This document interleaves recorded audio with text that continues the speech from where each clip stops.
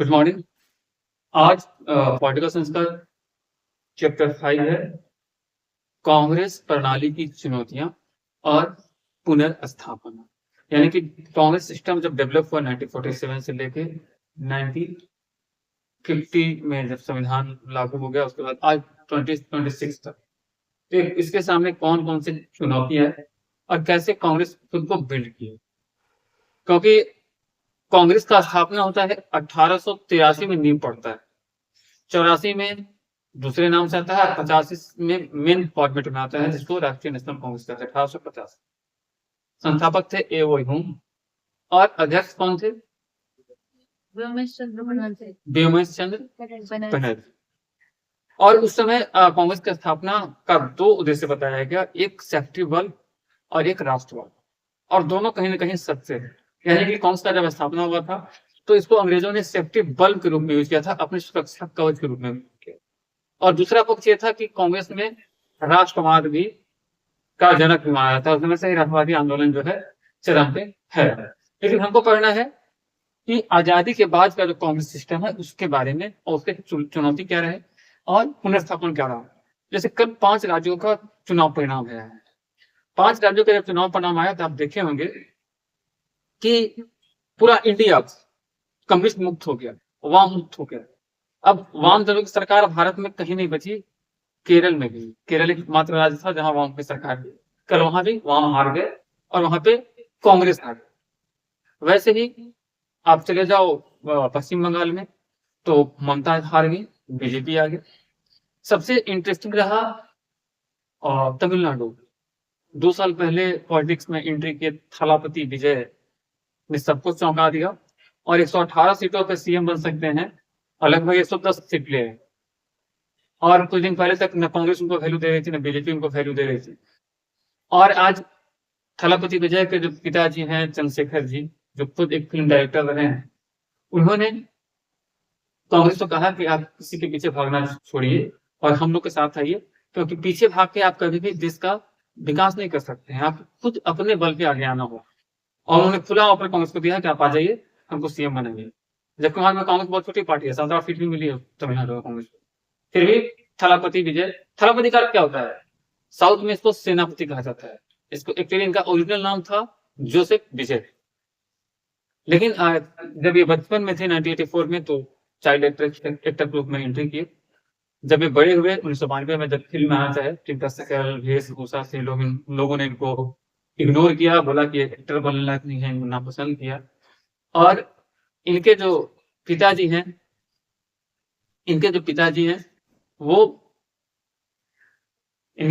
हैं वो उन्होंने इनका नाम दिया थलापति। और आज वहां पे सुपरस्टार हैं, लगभग 600 करोड़ की संपत्ति है, 200 करोड़ प्लस इनके कैश अकाउंट में है। और 2 साल के अंदर आप देखिए कि तमिलनाडु के सीएम कैंडिडेट हो गए, बनी जाएंगे 2 दिन में, जिस टाइप से उनको पब्लिक सपोर्ट मिला है। तो आज हम लोग चूंकि पॉलिटिकल साइंस का कंप्लीट पॉलिटिक्स चैप्टर पढ़ रहे हैं, चूंकि ये कांग्रेस का चैप्टर है, तो शुरू करते हैं कांग्रेस प्रणाली की चुनौतियां और पुनर्स्थापना। तो स्वतंत्रता की बात, आजादी कब मिली? 1947। तो स्वतंत्रता के बाद लगभग 2 दशक तक कांग्रेस प्रणाली का प्रभुत्व रहा, कांग्रेस सिस्टम का प्रभुत्व रहा। यानी कि 1947, आजकल गाना भी ट्रेंड में है, AK-47 चलाए हो, तो 1947 से लेके 67 तक, यहाँ पे 67 चला रहा है। तो 1947 से लेके 67 तक कांग्रेस का एक दलीय प्रभुत्व रहा, कोई इंटरफेयर नहीं। क्यों मुस्कुरा रहे हैं? कभी 67 चलाए हैं? नहीं। तो 47 से लेकर 67 तक कांग्रेस का एक प्रभुत्व रहा, कांग्रेस सिस्टम भारत के हावी रही, और इसे ही कहा जाता है एक दलीय आधिपत्यशाली व्यवस्था, एक दलीय प्रभुत्व। यहाँ पे ऐसी कंडीशन थी कि कांग्रेस उठती और बोलती थी कि ये फोन जो है मेरा कैंडिडेट है, ये फोन ही चुनाव जीता। कांग्रेस उठती और बोलती कि मार्कर मेरा कैंडिडेट है, मार्कर ही चुनाव जीता। मतलब कांग्रेस के प्रति लोगों का प्यार, जुनून, जज्बा ऐसा। लेकिन ये टाइम पीरियड था सिर्फ 47 से 67 के लिए। ऐसा क्या बुलाया जाता है? एक आधिपत्यशाली व्यवस्था। दरअसल नदी के उस पार एक चौक पे पीले वाले ड्राम में वो बिकता है, और उसको पी के जब लोग आते हैं तो क्लास में इतना मुस्कुराते हैं, इतना मुस्कुराते हैं। देख लीजिए सामने। देखिए अभी आप लोग विद्यार्थी हैं और नशा स्वास्थ्य के लिए हानिकारक होता है। आप लोग इसका प्रयोग ना करें, मेरा आप लोगों से सलाह होगा। तो अब सबसे बड़ी बात है कि अभी मैंने आपको कहा कांग्रेस सिस्टम, कांग्रेस प्रणाली, ये जो कि कांग्रेस प्रणाली है। तो एमसीक्यू में आपसे ये पूछ दे, अभी तो बहुत मुस्कुरा रहे थे नंदिनी जी, मुकेश जी तो अभी नए नए हैं, इनसे नहीं पूछेंगे। आप मुस्कुरा रहे थे, आपसे पूछते हैं ये कांग्रेस प्रणाली जो है, इस शब्द का प्रयोग सबसे पहले किस राजनीतिक वैज्ञानिक ने किया?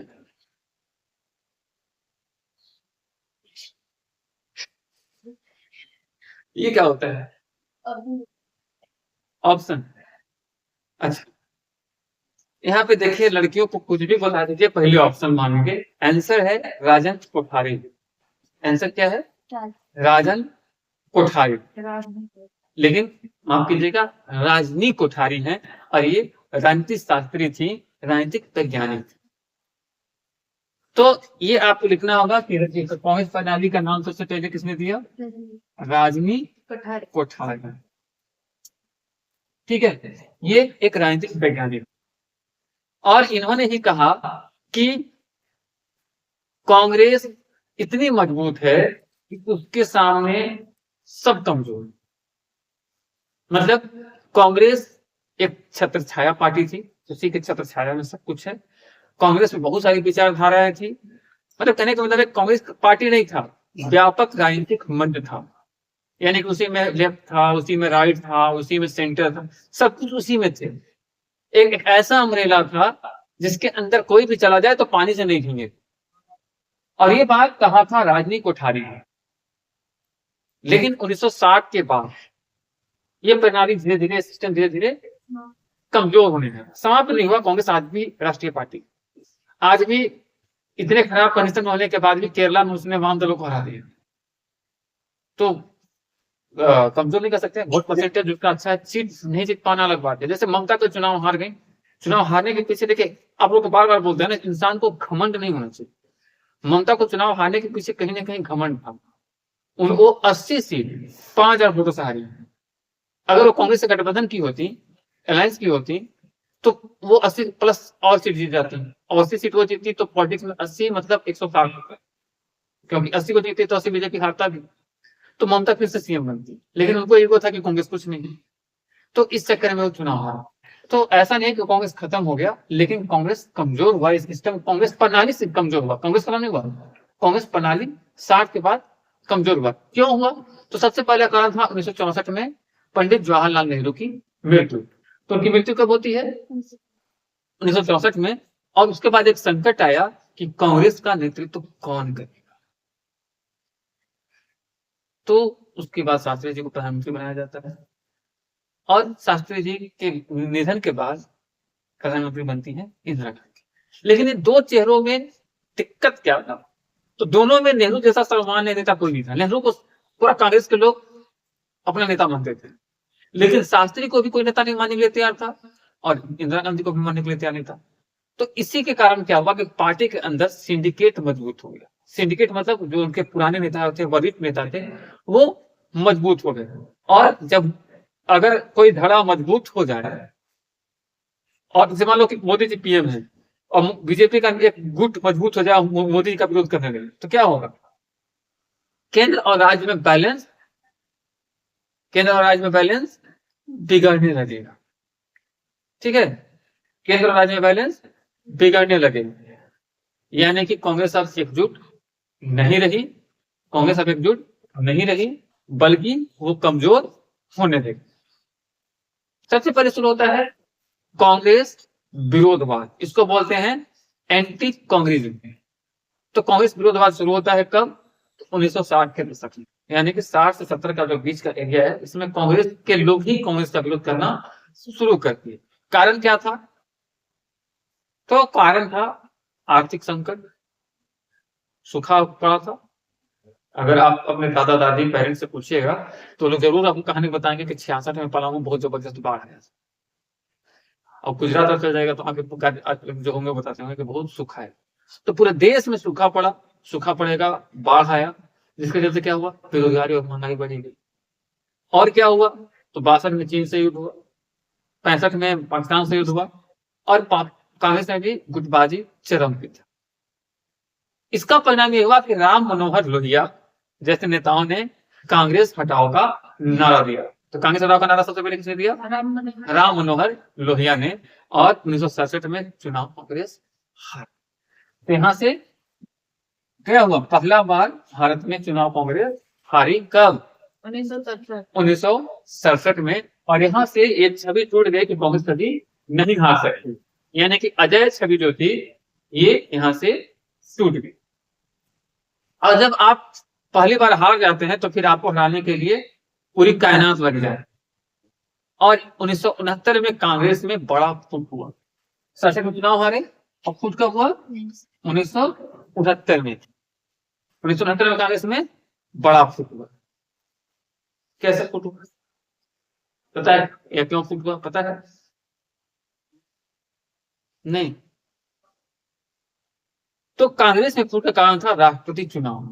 कांग्रेस में फूट का कारण क्या था, राष्ट्रपति चुनाव। राष्ट्रपति चुनाव के चलते कांग्रेस में फूट हुआ।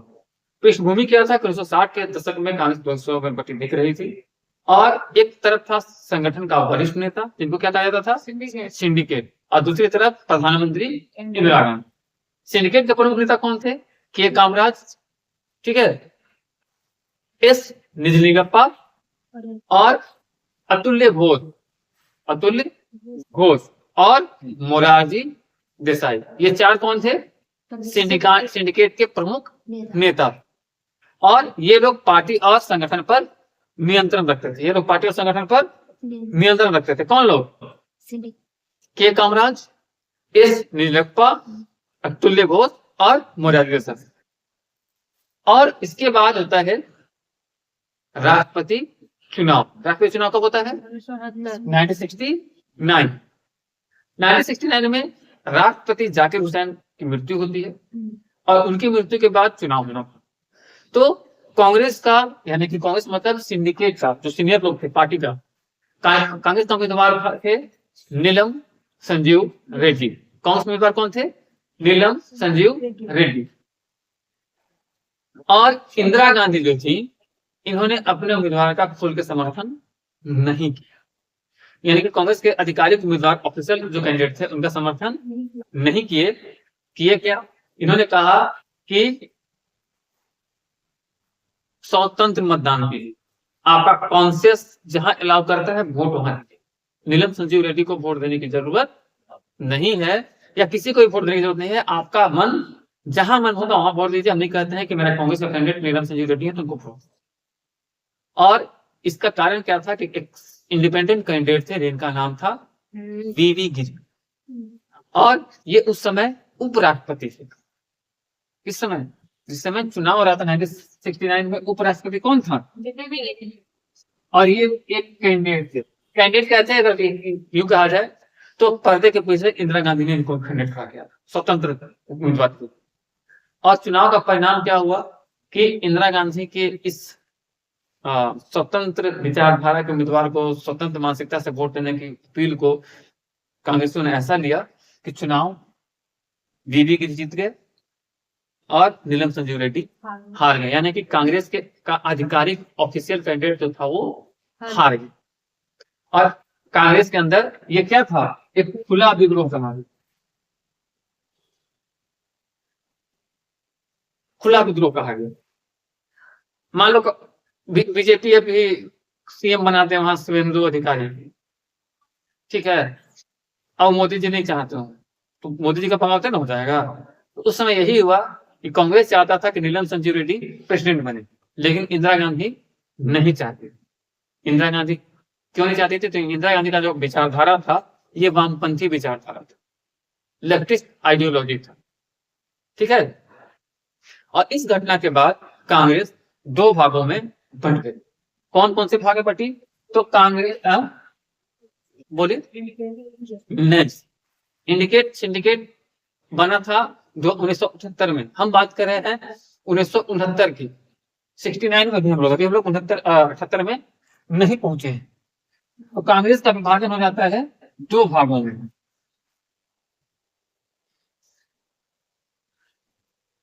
पहला भाग कौन सा होता है? तो पहला भाग होता है कांग्रेस ओ। कांग्रेस ओ। कांग्रेस ओ मतलब कांग्रेस ऑर्गेनाइजेशन, जिसमें सिंडिकेट के नेता थे, पुराने कांग्रेसी थे और नेतृत्व कर रहे थे मोरारजी देसाई। तो एक गुट कौन होता है? कांग्रेस ओ, और दूसरा गुट होता है कांग्रेस आर। कांग्रेस आर यानी कि सिंडिकेट इंडिकेट जो है 78 में आया था, 69 में कांग्रेस ओ और आर आया था। आर का मतलब इंदिरा ने कांग्रेस, यानी कि कांग्रेस दिग्विजयसन।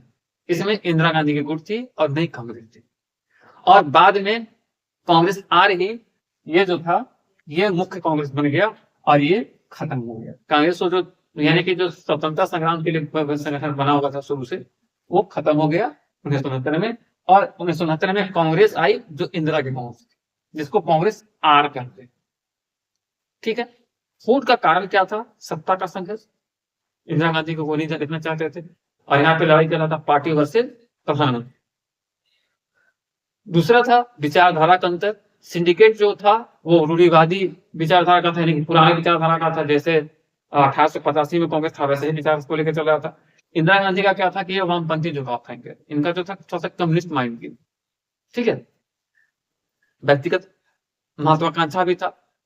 लोग चाहते थे कि नेतृत्व क्या हुआ, व्यक्तिगत महत्वाकांक्षा भी था, यहाँ पे नेतृत्व की प्रतिस्पर्धा थी, नीतिगत मतभेद भी थे, जैसे बैंकों का राष्ट्रीयकरण हुआ, गरीबी पर समाप्त हुआ। इससे भी बहुत लोगों को तकलीफ हुई, क्योंकि सब प्राइवेट था ना। मान लो मेरा ये कंपनी है, अभी सरकार ले लेगी तो दुख होगा ना, तो इनसे भी दुख हुआ। और इसके बाद इंदिरा गांधी की एक रणनीति आफ्टर इट प्लीज, तो इनकी फूट के बाद इंदिरा गांधी ने खुद को जनता का नेता के रूप में स्थापित किया। इंदिरा गांधी का नीति क्या था कि खुद को जनता का नेता के रूप में स्थापित करना। और सबसे पहले क्या किया? बैंकों का राष्ट्रीयकरण। कितने बैंकों का? 14। कब किया? 1969। 14 बैंकों का राष्ट्रीयकरण किया 1969 में। फिर भी पर समाप्त किया और गरीबों के पक्ष में बहुत सारी नीतियां दी। और इसका परिणाम हुआ कि कांग्रेस को जन समर्थन व्यापक रूप से मिला, बहुत सपोर्ट मिला और कांग्रेस प्रणाली में बदलाव हुआ। लेकिन यहाँ पे एक दलीय जो प्रभुत्व था, कांग्रेस सिस्टम था, ये कमजोर हो गया और यहाँ पे व्यक्तिगत नेतृत्व हो जाएगा। 67 तक क्या था? कांग्रेस अधिक शक्तिशाली बहुत थी, कांग्रेस सिस्टम था। लेकिन 69 के बाद क्या हुआ? कांग्रेस थी, लेकिन कांग्रेस से ज्यादा पहचान थी इंदिरा गांधी की। यहाँ पे व्यक्तिगत नेतृत्व का उदय हुआ, यानी कि पार्टी से ज्यादा महत्वपूर्ण इंदिरा गांधी थी। इंदिरा गांधी जो कहती वही जनता मानती और देश में भी वही होता। क्लियर है? 1971 के चुनाव की नींव, तो 69 के बाद 71 में चुनाव हुआ। कब चुनाव हुआ? और इसमें क्या हुआ? इंदिरा गांधी मजबूत होकर उभरी। यानी कि 71 के चुनाव में 71 और 72 दो चुनाव हुआ। 71 में क्या चुनाव हुआ था? 71 में चुनाव हुआ था केंद्र सरकार के लिए और 72 में चुनाव हुआ था प्रांत सरकार के लिए। तो इससे पहले हम एक चीज आप लोग को बताना चाहेंगे, एक इससे पहले एसयूवी का गठन हुआ। 71 के चुनाव से पहले थोड़ा सा शॉर्ट में ब्रीफ करेंगे। एसयूवी का गठन हुआ, सॉरी माफ कीजिएगा, एसवीडी, सॉरी एसयूवी बोले, एसवीडी। एसवीडी क्या है? एसवीडी, एसवीडी क्या है? संयुक्त विधायक दल। तो संयुक्त विधायक दल का गठन होता है 1967 के चुनाव के बाद। यानी कि 1967 में जब कांग्रेस फूट पड़ी तो विधानसभा में चुनाव हुए, कांग्रेस हारा था ना, यही से प्रभुत्व संघ था, तो बहुत सारे प्रांतों में कांग्रेस हार गया। तो संयुक्त विधायक दल का वहां पे गठन होता है और उसका उद्देश्य था कांग्रेस की सत्ता से हटाना। ठीक है। और सब लोग मिलकर सरकार बनाना। जैसा अभी कुछ पहले बताया ना कि जो जोसेफ विजय हैं या थलापति विजय हैं, उन्होंने कांग्रेस को कहा कि आप मेरे साथ आ जाओ। तो इसका मतलब क्या है कि जो डीएमके और एआईडीएमके का प्रभुत्व रहा है आजादी के बाद, उसको खत्म करने के लिए कांग्रेस को टीवी के लेके चाहता है कि सीएम। तो वैसे ही कांग्रेस को हटाने के लिए भाई आप लोग पहले हंस लो, उसके बाद ही पढ़। दिक्कत क्या मुझे समझ में आ रहा है? कॉमेडी शो चल रहा है क्या नन्नी जी? क्या दिक्कत है बोलिए? एग्जाम है ना, क्वेश्चन पूछेंगे मुंह से आवाज नहीं निकलेगा। पूछें जो पढ़ा है उसमें से अभी तक। खड़ा होइए। 1967 के चुनाव में कांग्रेस कितने राज्यों में हार गई? कौन कौन? कुछ प्रमुख राज्य का नाम बताइए। पंजाब में हारी थी कांग्रेस।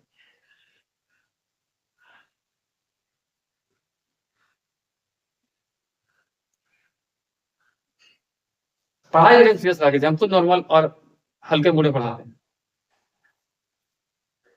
तो एसवीडी का उद्देश्य क्या था? कांग्रेस को सत्ता से हटाना और बहुत छोटे छोटे जो पार्टियां थी उनको मिलकर सरकार बनाना। एसवीडी कब बना? 1967 के चुनाव, विधानसभा चुनाव के बाद। और एसवीडी का जो पृष्ठभूमि था, बनने की जो पृष्ठभूमि थी वो क्या थी? तो एसवीडी को आप एक लाइन समझ सकते हैं, एंटी कांग्रेस अलायंस, यानी कि कांग्रेस विरोधियों का एक समूह। एंटी कांग्रेस अलायंस, कांग्रेस विरोधियों का एक समूह। तो 1967 में पहली बार कांग्रेस जो है राज्यों में कमजोर हुई और विपक्षी दल अलग अलग लड़ते तो जीतना मुश्किल था। तो इसलिए सभी लोग मिलकर संयुक्त सरकार बनाने का फैसला किया और कांग्रेस के खिलाफ सब लोग मिलकर लड़ते। तो यहाँ से इसको पहला बार बुलाया जाता है कोलिशन पॉलिटिक्स। तो गठबंधन की शुरुआत भारत में सबसे पहले कब हुई? 1967 में एसवीडी के द्वारा। ये क्या था? कोलिशन पॉलिटिक्स की शुरुआत थी। एमसीक्यूज में ये आपसे पूछा जाए। और इसके बाद एसवीडी की सरकारें भी बनी। कहां कहां बनी? उत्तर प्रदेश, बिहार, हरियाणा, पंजाब, मध्य प्रदेश। और सबसे बड़ा एग्जाम्पल है उत्तर प्रदेश में एसवीडी की सरकार। एसवीडी में कौन कौन से दल शामिल थे? तो इसमें सोशलिस्ट पार्टी, यूपी में आप चले जाइए तो सोशलिस्ट पार्टी हो गया, भारतीय जनसंघ हो गया, प्रजा सोशलिस्ट पार्टी हो गया, कम्युनिस्ट पार्टी भी कुछ राज्यों में, और रिपब्लिकन पार्टी। ये सब एसवीडी के मेंबर थे। जैसे अभी एनडीए है ना बीजेपी का, कांग्रेस का यूपीए था, अब इंडिया बन गया है, वैसे ही उसमें सबसे पहले कोलिशन पार्टी पॉलिटिक्स में शुरुआत होती है एसवीडी से। एसवीडी में सोशलिस्ट पार्टी, भारतीय जनसंघ, प्रजा सोशलिस्ट, स्वतंत्र पार्टी, कम्युनिस्ट पार्टी और रिपब्लिकन पार्टी। यानी कि सबका विचारधारा अलग अलग था, किसी का आइडियोलॉजी एक नहीं था, लेकिन टारगेट एक था। टारगेट क्या था? कांग्रेस, कांग्रेस, कांग्रेस का विरोध। मुख्य नेता कौन थे? तो मुख्य नेता थे आरएमएल, राम मनोहर लोहिया। तो अगर आपसे पूछ दे एसवीडी का आइडियोलॉजिकल फाउंडर कौन है, विचार आइडियोलॉजी एसवीडी विचारधारा का संस्थापक कौन है, तो आपको लिखना होगा राम मनोहर लोहिया। कांग्रेस हटाओ का नारा किसने दिया? तो इन्हीं व्यक्ति का नाम आएगा, राम मनोहर लोहिया। तो एसवीडी का फाउंडर, आइडियोलॉजिकल फाउंडर कौन? कांग्रेस हटाओ का नारा किसने दिया? दूसरे बड़े नेता थे चरण सिंह, जिनको किसान नेता भी कहा जाता है, जो कुछ दिन के लिए भारत के प्रधानमंत्री बने थे। हाँ, तो इनको उत्तर प्रदेश में एसवीडी की सरकार में मुख्यमंत्री बनाए थे पहले। यानी कि भारत प्रधानमंत्री बनने से पहले यूपी के मुख्यमंत्री बने थे सशक्त, और ये किसानों के बड़े नेता। अभी कुछ दिन पहले ही उनको भारत रत्न से सम्मानित किया गया, हमको लगता है 2024। और प्रमुख नेता कौन थे? तो बिहार से कर्पूरी ठाकुर, महामाया प्रसाद सिन्हा और देवीलाल, ये थे एसवीडी के मेन लीडर। तो कौन कौन हो गया? राम मनोहर लोहिया हो गया, चौधरी चरण सिंह, कर्पूरी ठाकुर, महामाया प्रसाद सिन्हा और देवीलाल। ठीक है। एसवीडी की विशेषता क्या थी? तो विचारधारा में विविधता था, किसी की भी एक विचारधारा नहीं थी, सब अलग अलग पार्टी का अपना अपना आइडियोलॉजी था। लेकिन कांग्रेस विरोधी आधार था, यानी कि पॉजिटिव एजेंडा कम था, बहुत सारे एजेंडा नहीं था, सिंगल एजेंडा था कांग्रेस को हराना, कांग्रेस का विरोध था। और इससे क्या हुआ कि राज्यों में नए नए नेताओं का उभार हुआ। आज देखते हैं क्षेत्रीय दल कितना बढ़ गया है। कल ही के एग्जाम पर ये जो थलापति विजय का नाम आ रहा है, क्या है? एक क्षेत्रीय नेतृत्व है। में चुनाव तो नहीं लड़ सकते हैं, या लड़े के जीत नहीं सकते हैं, वो अपने लेवल अपने एरिया के बड़े नेता बन गए। झारखंड में आ जाइए तो हेमंत सोरेन हो, कहीं बिहार में चले जाइए जदयू हो गए, बंगाल में वो ममता थी, मुंबई में शरद पवार है। तो क्षेत्रीय नेताओं का उभार होगा, इसकी नींव पड़ती है एसवीडी के द्वारा। लेकिन एसवीडी की सरकार बनी जरूर, लेकिन असफल होगी, क्योंकि जब तक एक आइडिया नहीं होगा तब तक सरकारें नहीं चलेगा, आपस में झगड़ा होना शुरू हो जाएगा। तो आंतरिक मतभेद, विचारधारा का टकराव, स्थिरता की कमी और नेतृत्व संघर्ष। स्वाति भी चाहती है कि हम सीएम बन जाए, नंदी भी चाहेगी, प्रिया भी चाहेगी, मुकेश भी चाहेगा, हम भी चाहेंगे, नेहा भी चाहेंगे, सब कुछ चाहेगा सीएम बनना। और सीएम की कुर्सी एक ही को है, क्या हो झगड़ा होगा। तो इसके बीच सरकार नहीं चलेगी, तो एसवीडी असफल। अब आते हैं 1971 और 72 के चुनाव में क्या हुआ। तो 1971 और 72 के चुनाव की बात की जाए तो 1971 और 72 के चुनाव में कांग्रेस की स्थिति क्या थी। तो 67 के चुनाव में कांग्रेस की स्थिति खराब हुई, कमजोर हुई, और कमजोर होने के कारण कई राज्यों में हार गई और पार्टी में फूट हो गया कांग्रेस को, और कांग्रेस आर बना। लेकिन इंदिरा गांधी ने इसे अवसर बना, इसको अवसर बदल दिया। आपदा में अवसर किसका नारा है, आप लोग कहिएगा मोदी जी का। कुछ दिन पहले कोविड में ये मोदी जी का नारा बहुत पॉपुलर हुआ था कि आपदा को अवसर में बदल, लेकिन ये मेन नारा था इंदिरा गांधी। इन्होंने 1969 यानी कि 1969 में जो आपदा आया था इसको अवसर में कन्वर्ट किया। और चुनाव होता है 1971 का लोकसभा, और कांग्रेस क्या होता है, कांग्रेस ओ या आर, इंदिरा गांधी कौन पार्टी थी, कांग्रेस आर। तो कांग्रेस आर जबरदस्त प्रदर्शन करती है और लगभग 352 सीट जीत जाती है, यानी कि ये इसे कहा जाता है लैंडस्लाइड विक्ट्री। जितने विपक्षी थे खत्म, लैंडस्लाइड मतलब स्खलन हो गए, कोई पार्टी नहीं दिखी और पूरा क्लीन स्वीप कर दी। नया पार्टी जो बना था 1969 में बना कांग्रेस आर, और 71 में 352 सीट जीत गया। इससे क्या हुआ कि इंदिरा गांधी जो है गरीब के नेता के रूप में प्रस्तुत की गई, उन्होंने गरीबी हटाओ का नारा दिया, और विपक्षी दलों का जो ग्रैंड अलायंस था, अलायंस बहुत ग्रैंड था। जैसे आज इंडिया गठबंधन है, इंडिया अलायंस है कांग्रेस का, ये अलायंस बहुत बड़ा है, बहुत सारी पार्टियां इसमें जुड़ी हुई, लेकिन कोई नेता नहीं। बीजेपी भले अकेले है लेकिन उनके पास मोदी है, अमित शाह है, क्लियर है कि बीजेपी जीतेगी, मोदी सीएम बनेगा, या अमित शाह या योगी आदित्यनाथ तो बनेगी। लेकिन इंडिया अलायंस क्लियर नहीं है, अलायंस बहुत बड़ी है लेकिन कोई नेता नहीं है। और यही कारण हुआ उस समय एसपीडी का, अलायंस बहुत बड़ा था लेकिन कोई बड़ा नेता, बड़ा चेहरा नहीं था। तो ग्रैंड अलायंस बना लेकिन कोई स्पष्ट नेता नहीं था। गरीबी हटाओ का नारा बहुत पॉपुलर हुआ, बहुत सारे नीतिगत फैसले लिए गए, जैसे 69 में बैंकों का राष्ट्रीयकरण, 14 प्रीवी पर समाप्त करना, और इससे जनता में पॉजिटिव मैसेज गया, सकारात्मक संदेश दिया, और इसका वैल्यू ये हुआ कि कांग्रेस ओ लगभग समाप्त हो गई और कांग्रेस आर असली कांग्रेस बन गई। ठीक है, अब उसके बाद चुनाव होता है 1972 में विधानसभा का, एक साल बाद। और कांग्रेस की स्थिति यहाँ क्या होती है कि यहाँ भी जितने राज्य हारे थे 67 में, वो सभी राज्यों में कमबैक करती है और सभी राज्यों में जबरदस्त जीत करती है, चाहे यूपी हो, बिहार हो, मध्य प्रदेश हो, महाराष्ट्र हो, राजस्थान हो, यानी कि जितने खोए हुए राज्य थे सब पे अपना नियंत्रण स्थापित कर लेते। जीत का कारण यहाँ क्या था, तो 1971 में सफलता, 1971 के चुनाव में जो जीती थी उसका प्रभाव। दूसरा 1969 में 71 में चुनाव जीती, वो तो बेर था ना, 352 सीट छोटा मोटा होता नहीं है। दूसरा था बांग्लादेश युद्ध, बांग्लादेश युद्ध में जब भारत का जो जीत हुआ, इसको नेशनल प्राइड के रूप में लोगों ने देखा, राष्ट्रीय गर्व के रूप में इसको देखा, और इंदिरा गांधी की जो लोकप्रियता है चरम पे चली गई। विपक्षी कमजोरी, विपक्षी कोई सरकार मजबूत नहीं थी, वैकल्पिक सरकार नहीं थी, विकल्प नहीं था, और इससे क्या हुआ, कांग्रेस का केंद्र और राज्य दोनों जगह पुनः अपना प्रभुत्व स्थापित हो गए। अब आते हैं 72 के बाद क्या है, इसको हम लोग पढ़ेंगे।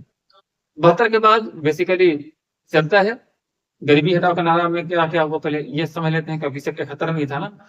तो गरीबी हटाओ देश बचाओ का नारा किसने दिया था, इंदिरा गांधी।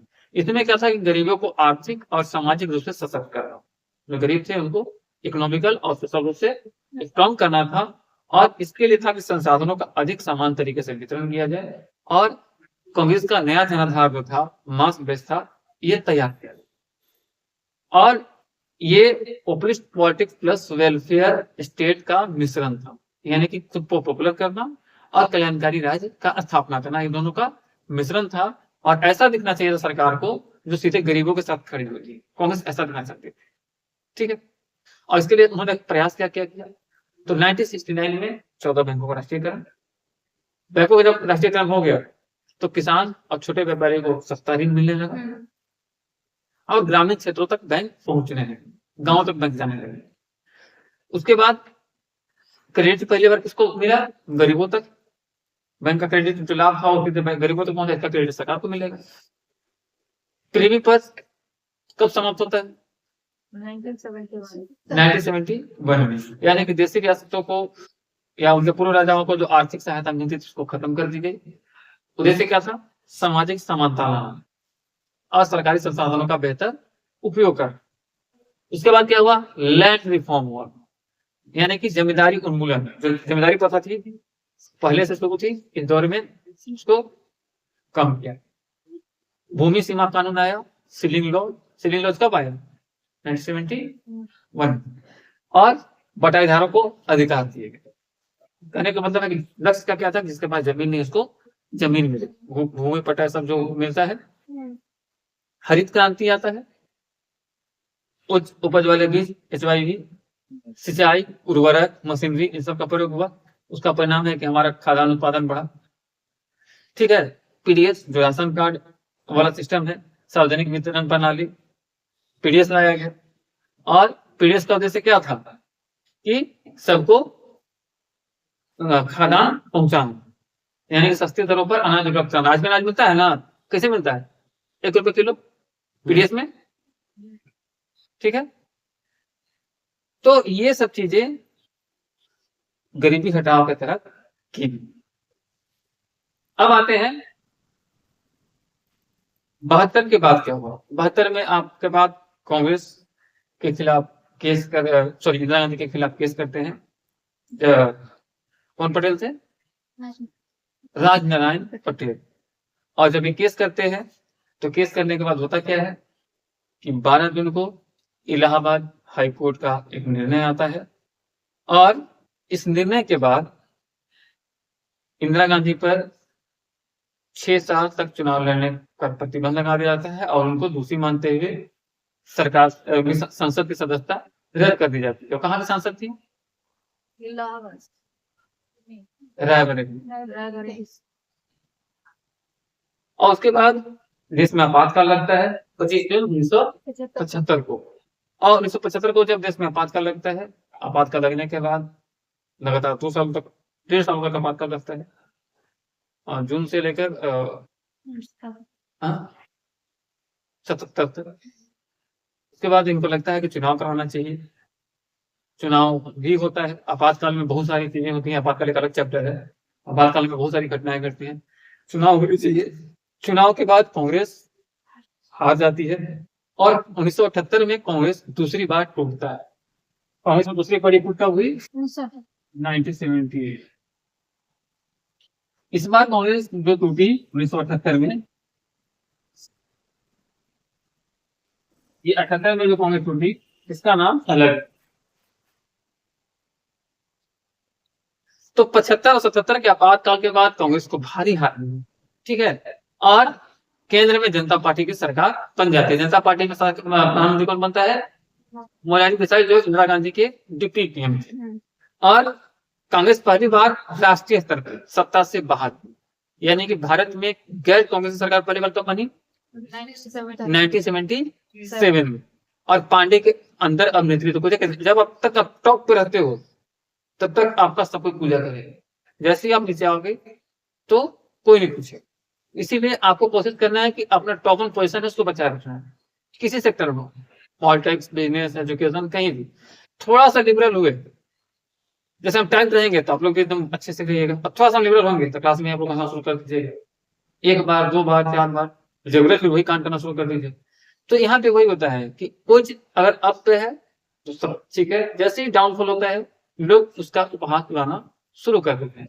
तो कांग्रेस के साथ यही हुआ कि जब कांग्रेस टॉप पे थी तो Indira Gandhi boss, best leader, लेकिन जब 77 में चुनाव हारी तो पार्टी के अंदर ही बहुत सारा वैचारिक भ्रम हो गया, नेतृत्व संकट आ गया। और फूट का कारण क्या था? तो पार्टी के भीतर बहुत सारे नेता चाहते थे कि हम आगे बढ़े, हम पीएम बन जाएं, हम कांग्रेस का अध्यक्ष बन जाएं। और इंदिरा गांधी चाहती थी कि फिर से नियंत्रण हम लें।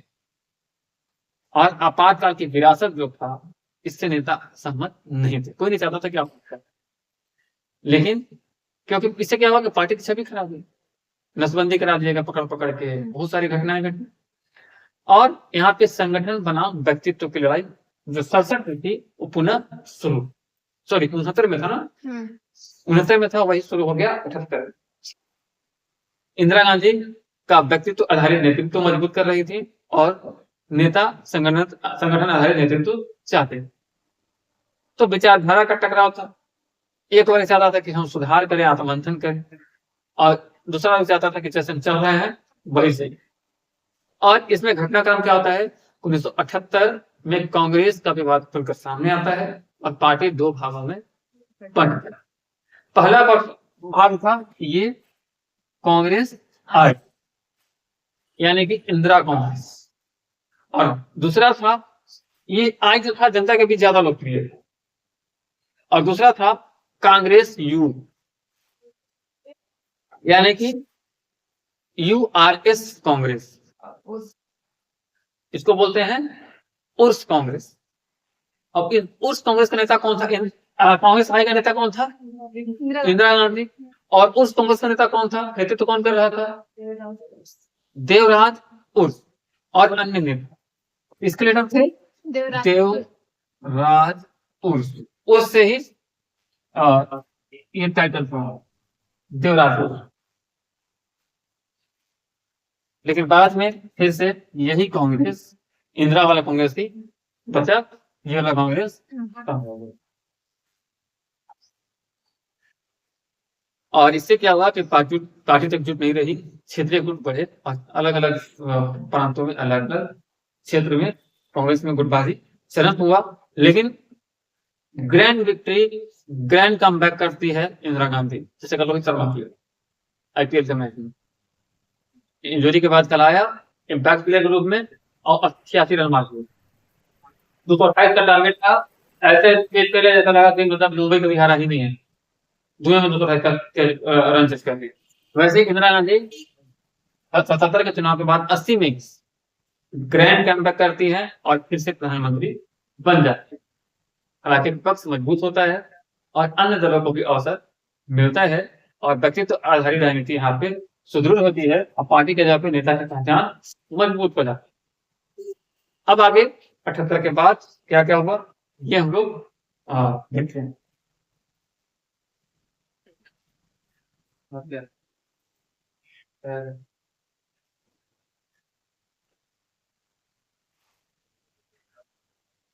तो 1978 में फूट होता है, उसके बाद 80 में इंदिरा गांधी बैक करती हैं, 80 से 84 तक इंदिरा गांधी रहती हैं।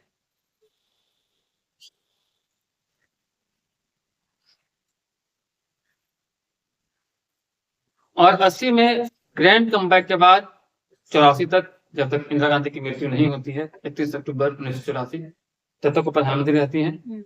उस बीच भी बहुत बड़े बड़े चीजों को उन्होंने अंजाम दिया, चाहे ऑपरेशन ब्लू स्टार हो या अन्य विकास परियोजनाएं हो, भारत को तेजी की गति से विकास के पथ पे बढ़ाए। उसके बाद इंदिरा गांधी की मृत्यु के बाद उनके सुपुत्र राजीव गांधी प्रधानमंत्री बनते हैं और उनको कंप्यूटर क्रांति का जनक माना जाता है भारत में। यहाँ तक ठीक ठाक चलता है। राजीव गांधी की मृत्यु के बाद कांग्रेस में फिर से फूट होती है और कई बड़े नेता पार्टी से अलग होकर अपना नेतृत्व और अपना अलग पार्टी बना लेते हैं। तो सबसे पहले शरद पवार का नाम आता है, जो कांग्रेस से अलग होकर एलसीपी बनाते हैं 1999। शरद पवार कांग्रेस से अलग कब होते हैं? 1999 में, और बनाते क्या है? राष्ट्रवादी कांग्रेस पार्टी। 1998 में ममता बनर्जी अलग होती हैं, जो भी बंगाल की सीएम थी कल तक। ममता बनर्जी अलग होती है 1998 में और ये बनाती है तृणमूल कांग्रेस। वाई.एस. जगन मोहन रेड्डी अलग होते हैं कांग्रेस से और ये बनाते हैं वाई.एस.आर. कांग्रेस। और मध्य प्रदेश क्या सिंधिया परिवार को याद ही होगा 2020 में कांग्रेस से अलग होता है और बीजेपी में आज ज्वाइन करके उन्नयन मंत्री। तो कहने का मतलब है कि 2000 ईस्वी के बाद चुनौतियां कांग्रेस के लिए बढ़ जाती हैं, क्योंकि बहुत सारे बड़े नेता पार्टी छोड़ चुके थे और नेतृत्व संकट, कोई बड़ा नेता नहीं, संगठन की कमजोरी और बीजेपी का उदय, ये कांग्रेस की कमजोरी रही। मनमोहन सिंह आए, 4 से लेकर 14 तक कुछ हद तक उसको संभालने का प्रयास किया, लेकिन 14 के बाद कांग्रेस केंद्र की सत्ता से बाहर है, कई राज्यों में लगातार भाग रही है और 2020 से 26 तक भी कांग्रेस में वरिष्ठ नेताओं का इस्तीफा का दौर चालू है और G23 के जो नेता हैं वो कांग्रेस में आंतरिक सुधार की मांग लगातार कर रहे हैं। अब हम लोग करेंगे कुछ एमसीक्यूज और देखते हैं कि आप लोग उसका कितना आंसर देते हैं।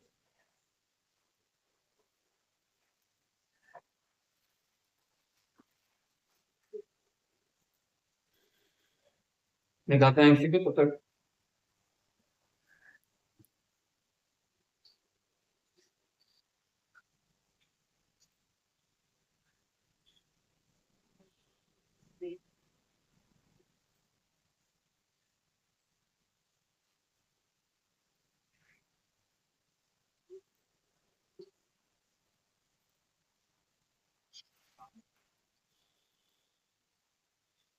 ओ नहीं दीजिए दीजिए तो 500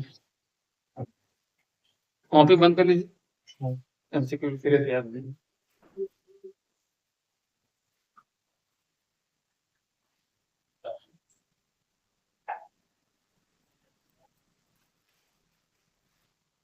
चलिए पहला एमसीक्यू है, पहला क्वेश्चन है, नंदनी आप 2 मिनट रुकिएगा, बाकी लोग से है ना आपको छोड़ के। कांग्रेस प्रणाली शब्द का प्रयोग सबसे पहले किसने किया? प्रिया, स्वाति, मुकेश, आप लोग बताइए। नंदी को छोड़ के बाकी लोग बताइए। किस हाँ क्वेश्चन रिपीट। कांग्रेस प्रणाली, कांग्रेस सिस्टम शब्द का प्रयोग सबसे पहले किसने किया? ऑप्शन है doctor B R Ambedkar, Jawaharlal Nehru, Rajan Kothari और महात्मा गांधी। अभी ऑप्शन खत्म नहीं हुआ है, अभी ऑप्शन खत्म नहीं हुआ है। आपका जवाब गलत है, आंसर सही होगा राजनी कोठारी। हाँ मैंने कहा था कि ऑप्शन खत्म नहीं हुआ। तो ये राजनी कोठारी कौन थे? तो राजनीतिक वैज्ञानिक थे और इन्होंने ही कांग्रेस प्रोजेक्ट टर्म को पॉपुलर किया या कांग्रेस सिस्टम टर्म को पॉपुलर किया। नेक्स्ट क्वेश्चन है, कांग्रेस प्रणाली, कांग्रेस सिस्टम किस काल में प्रमुख थी? सबके लिए है, कांग्रेस सिस्टम किस काल में प्रमुख थी या कांग्रेस सिस्टम किस काल में प्रभावी रहा? 47 से 67 बहुत सही जवाब है, क्योंकि 67 के बाद कांग्रेस का डोमिनेंस आया। कांग्रेस प्रणाली का मुख्य आधार क्या था? कांग्रेस सिस्टम का मुख्य आधार क्या था?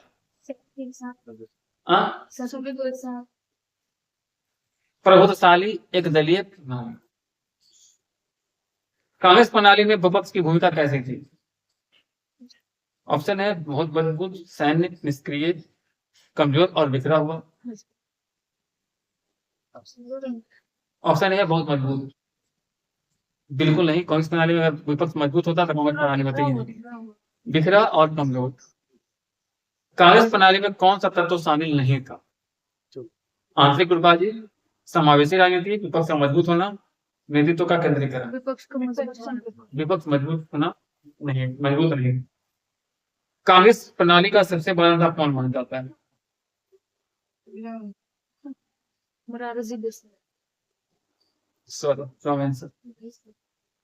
कांग्रेस सिस्टम में मोरारजी सबसे बड़ा नेता कहाँ पर? ये इंदिरा गांधी। उस टाइम वो एंट्री भी नहीं हुआ था उनका पॉलिटिक्स में। कांग्रेस सिस्टम 1947 से 67 है, तो इंदिरा गांधी कहाँ से आई? पंडित जवाहरलाल नेहरू। सबसे मजबूत नेता नेहरू थे, अभी मैंने कुछ देर पहले ही पढ़ा है। कांग्रेस प्रणाली का कौन सा कथन सही है? विपक्ष सत्ता में था, कांग्रेस हमेशा हारती थी, कांग्रेस डोमिनेंट थी, लोकतंत्र नहीं था। कांग्रेस हमेशा हारती थी, ये गलत है। हम क्वेश्चन पूछे सही, वो कौन कौन सा? ऑप्शन ए विपक्ष सत्ता में थी, ऑप्शन बी कांग्रेस हमेशा हारती थी, ऑप्शन सी कांग्रेस हमेशा डोमिनेंट था, ऑप्शन डी कांग्रेस हमेशा डोमिनेंट था, ये किसी से नहीं हारता था, इसका वर्चस्व। कांग्रेस प्रणाली में गुटबाजी का क्या महत्व? कोई नहीं, बहुत महत्वपूर्ण, नकारात्मक, समाप्त। नकारात्मक सॉरी समाप्त। सॉरी, बहुत महत्वपूर्ण भूमिका है। कांग्रेस में गुटबाजी नहीं होती तो कांग्रेस नहीं टूटता। कांग्रेस प्रणाली किस प्रकार की लोकतांत्रिक व्यवस्था थी? सॉरी, लोकतांत्रिक थी लेकिन डोमिनेंट पार्टी सिस्टम था। एक आधिपत्यशाली व्यवस्था, प्रभुत्वशाली बोले आप, लेकिन यहाँ पे लोकतांत्रिक भी थी, लोकतंत्र भी था, डेमोक्रेसी भी था। सिर्फ अगर एक अधिपत्यशाली व्यवस्था कहते हैं, एक दलीय व्यवस्था कहते हैं, तो वो फिर राजतंत्र का प्रसार। यहाँ पर आपको डेमोक्रेसी, लोकतंत्र जोड़ना। कांग्रेस प्रणाली की मुख्य विशेषता क्या थी? आंसर है डोमिनेंस ऑफ वन पार्टी, एक पार्टी का वर्चस्व। एक पार्टी का वर्चस्व। अम्ब्रेला पार्टी किसे नहीं कहा जाता? बीजेपी को नहीं कहा जाता। क्वेश्चन पहले पूरा सुन लिया है। अम्ब्रेला पार्टी कांग्रेस को कहा जाता है, बाकी किसी को भी अम्ब्रेला पार्टी नहीं कहा जाता। कांग्रेस प्रणाली में सामाजिक विविधता कैसे रिप्रेजेंट होती थी?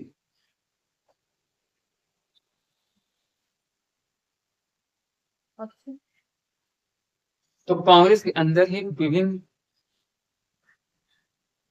प्रकार के लोग थे, अलग अलग क्षेत्रों से आने वाले लोग थे, अलग अलग जातियों के नेता थे, तो कांग्रेस के अंदर ही उसकी विविधता दिख जाती थी। ठीक है, कांग्रेस प्रणाली का दूसरा नाम क्या था?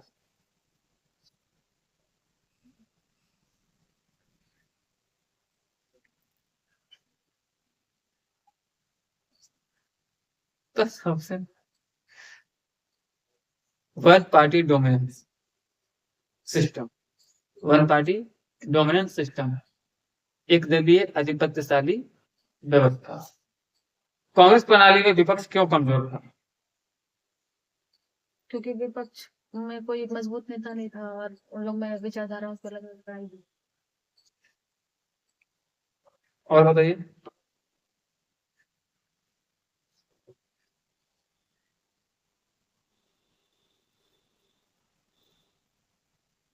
नहीं, तो इसका एक ही कारण था, जैसा नेहा जी बताएं, फ्रेगमेंटेशन, जिसका हिंदी अर्थ होता है खंडन या विभक्त होना। विपक्ष जो था वो खंडित था, विखंडित था, विपक्ष एकजुट नहीं था। अगला क्वेश्चन क्या है? कांग्रेस प्रणाली में चुनाव का क्या महत्व था? बताइए।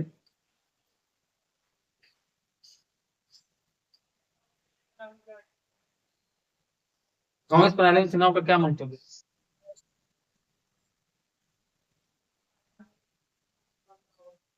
लेजिटिमेसी यानी कि वैधता, चुनाव वैध तरीके से होता था। ऐसा नहीं है कि कांग्रेस सिस्टम था तो बिना चुनाव के पीएम बन जाते। ठीक है, अगला क्वेश्चन है, कांग्रेस प्रणाली में शक्ति कहाँ केंद्रित होती? कांग्रेस सिस्टम में शक्ति कहाँ केंद्रित होती? वरिष्ठ नेताओं में, हाईकमान। कांग्रेस प्रणाली में किसका प्रभाव अधिक था? लीडरशिप, नेतृत्व, सही जवाब। कांग्रेस प्रणाली में जनता की भूमिका क्या थी? जनता को मार्केट अपना कांग्रेस की भूमिका थी, वोटिंग करते थे वो। रीजन क्या था? लिमिटेड चॉइस, उनके पास कोई ऑप्शन नहीं था, कोई चॉइस नहीं। कौन? कांग्रेस प्रणाली में किस प्रकार का लोकतंत्र था? एक आधिपत्यशाली। किस प्रकार का लोकतंत्र था? प्रोसीडियल डेमोक्रेसी, प्रोसीड्यूरल डेमोक्रेसी।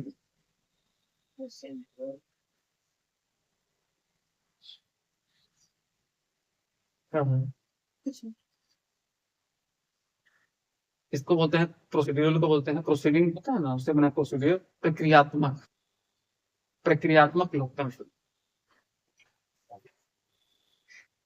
अगला क्वेश्चन है,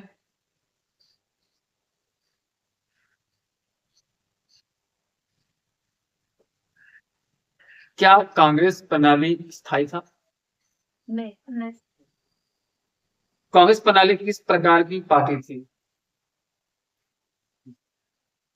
कांग्रेस प्रणाली किस प्रकार की पार्टी? क्या अधिपत्य शादी? बस एक ही आंसर बार बार तो catch all party, catch all party, सभी पार्टी का संग्रह। कांग्रेस प्रणाली में आइडियोलॉजी क्या थी? कांग्रेस प्रणाली की आइडियोलॉजी यानी कि विचारधारा क्या थी? रूढ़िवाद। फ्लेक्सिबल, लचीला, सभी को समान ले साथ चले। कांग्रेस प्रणाली का सबसे बड़ा ड्रॉबैक क्या था?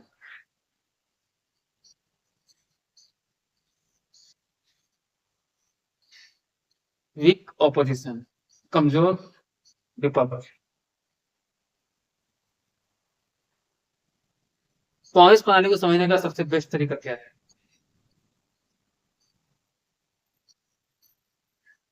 आप लोगों के आंसर नहीं आ रहे हैं तो मैं आप लोगों को 50 MCQ भेज रहा हूँ, आप लोग को याद रखें। ठीक है, आज के लिए इतना ही, मिलते हैं अगली बार।